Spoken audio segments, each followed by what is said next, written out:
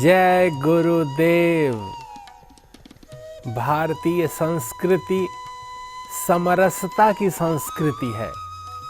परम प्रेम, स्नेह और आह्लाद के साथ हम अपने अंतर्मन को भगवान के श्री चरणों में अर्पित करते हैं। भगवत कथा का श्रवण करते हैं।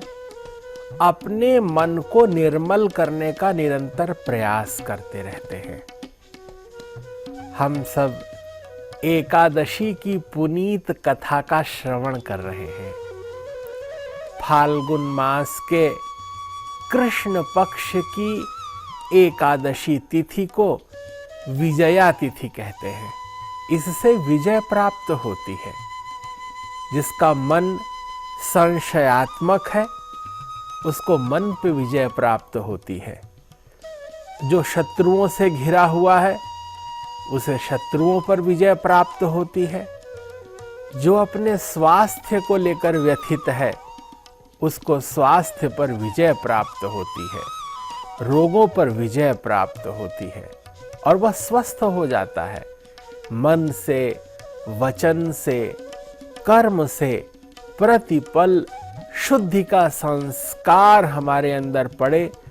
इसीलिए ये दैवीय कथाएं हमारे अंतर्मन को प्रकाशित करती हैं। फाल्गुन मास के कृष्ण पक्ष की विजया एकादशी व्रत की कथा अत्यंत अपूर्व है। युधिष्ठिर जी भगवान श्री कृष्ण जी से पूछते हैं कि यह पाप मोचनी, अघनाशिनी, अंतर्मन को प्रकाशित कर देने वाली, सर्व विजय प्रदायिनी ऐसी कौन सी एकादशी है जिससे विजय प्राप्ति सुनिश्चित हो जाए। तब भगवान कृष्ण कहते हैं कि युधिष्ठिर, एक बार यही प्रश्न नारद जी ने भी ब्रह्मा जी से किया था। तब ब्रह्मा जी ने नारद जी को एक बहुत सुंदर दृष्टांत वृत्तांत बताया और वह वृत्तांत ही फाल्गुन मास के कृष्ण पक्ष की विजया नाम की एकादशी है।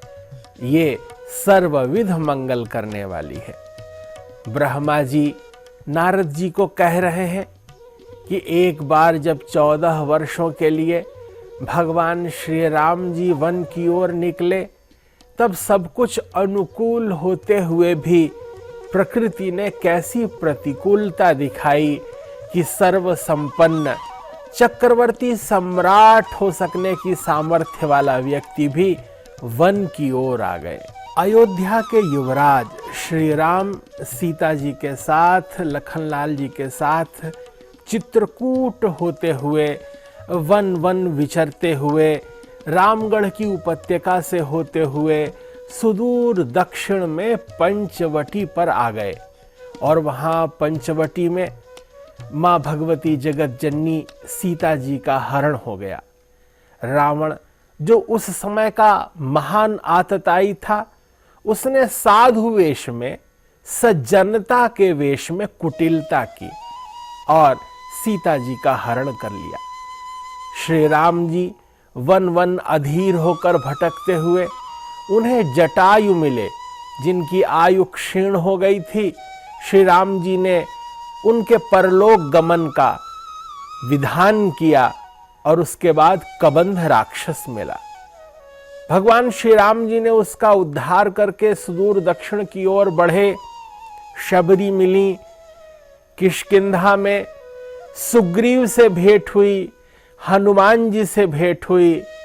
सुग्रीव जी के साथ मित्रता करके वहां निरंतर मां भगवती सीता का चिंतन स्मरण करते हुए उन्होंने पता लगवाया।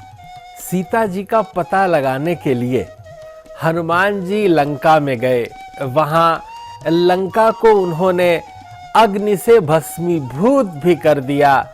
सीता जी की सुधि लेकर के जब वो यहाँ आते हैं, राम जी को सारा वृत्तांत दृष्टांत बताते हैं, तब राम जी संपूर्ण वानर सेना के साथ सुग्रीव सहित आकर के समुद्र तट पर यह देखने लगते हैं, विचार करने लगते हैं कि इस महान समुद्र को हम कैसे पार करेंगे।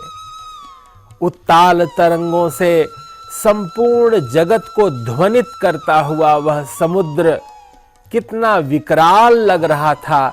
इस विकराल समुद्र को यह वानर सेना कैसे पार करेगी?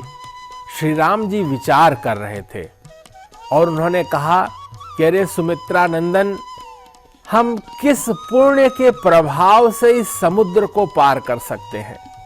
ऐसा क्या सत्कर्म है, ऐसा क्या पुण्य है, ऐसा कौन सा उपाय है जिससे हम रावण पर विजय प्राप्त कर सकें, इस समुद्र को पार कर सकें?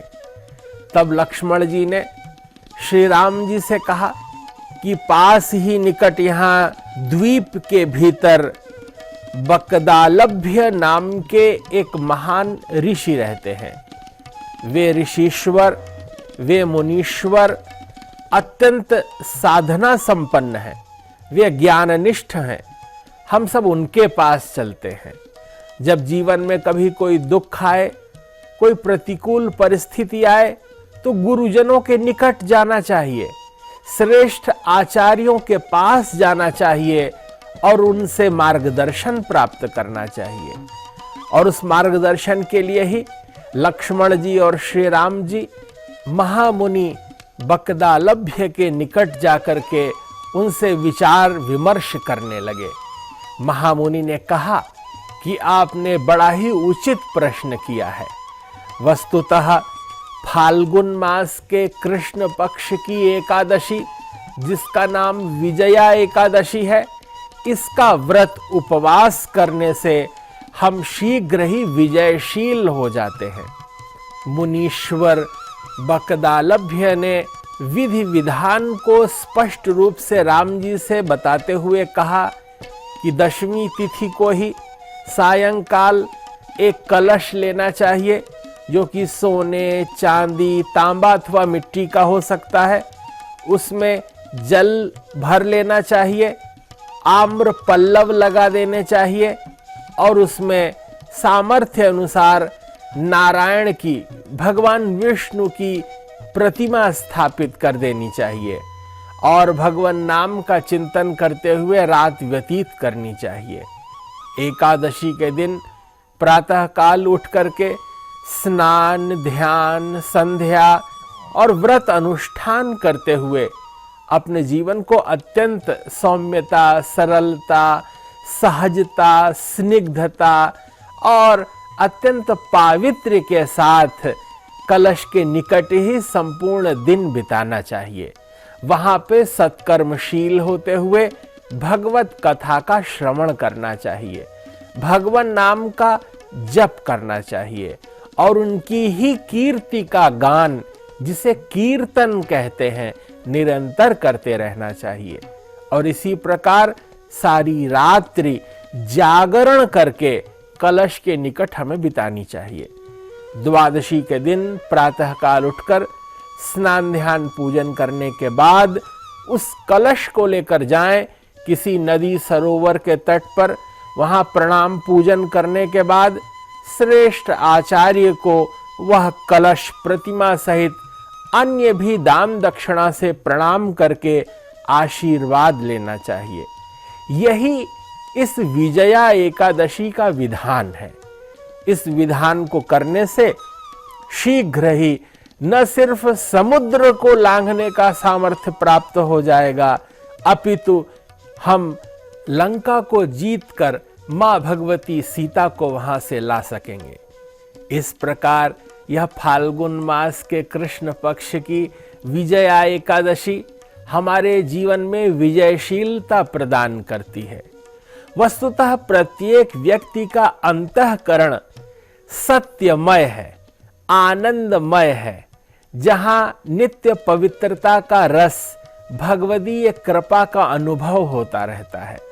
लेकिन जीव जगत में कामनाओं के अंकुरण के कारण हमारा मन व्यथित होता है, हमारा चित्त विभिन्न प्रकार की कामनाएं कर लेता है, हमारे चित्त में लालसाएं उत्पन्न हो जाती हैं और यदि जब वे पूरी नहीं होती हैं तब चित्त व्यथित होता है, क्लांति का अनुभव करने लगता है यह शरीर।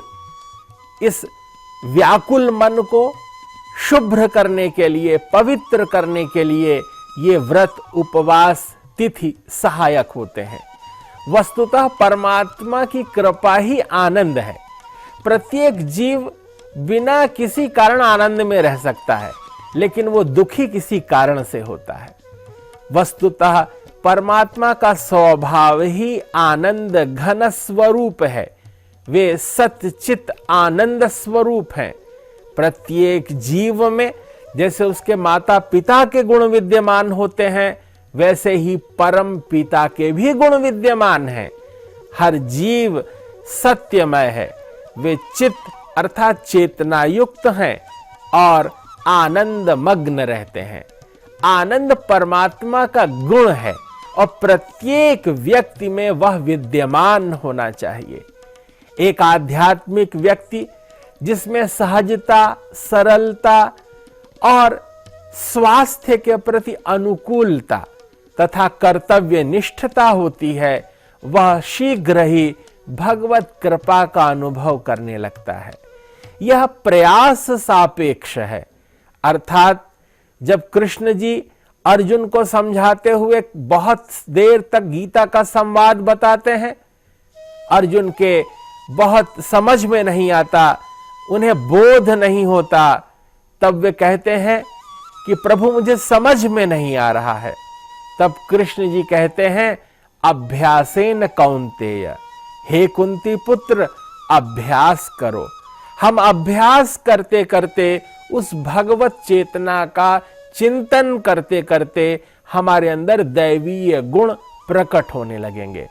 हम नित्य भगवान नाम के जप का व्रत लें, हम नित्य स्नान करें, नित्य परोपकार करें, नित्य पुण्य के बीज बोएंगे और सत्कर्मशील होंगे तो धीरे धीरे हमारे अंदर सत्व का विस्तार होगा। नित्य ध्यान करने से, ध्यान का अभ्यास सहज रूप से करने से हमारी चेतना सतोमुखी हो जाती है। तब हमारे लिए संपूर्ण विश्व ही परमात्मा के रूप में दिखाई देने लगता है। सिया राम मैं सब जग जानी, करहूं प्रणाम जोरी जुग पानी। इस तरह की भगवदीय चेतना हमारे अंतःकरण में जागृत और चैतन्य होने लगती है।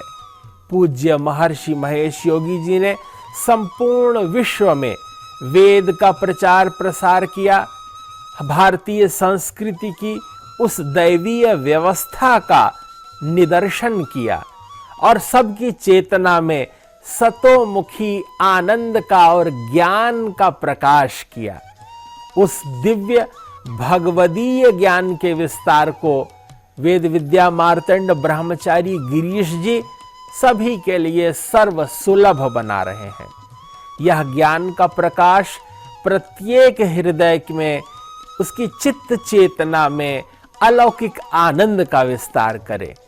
हम ज्ञान का यह प्रकाश संपूर्ण विश्व में लोक मंगल के लिए कर रहे हैं। इससे सभी के अंतःकरण में सदा आनंद और प्रसन्नता का भाव रहेगा। इन शुभ संकल्पों के साथ आपके प्रति सद्भाव और मंगल कामनाएं निवेदित करते हैं। जय गुरुदेव, जय महर्षि।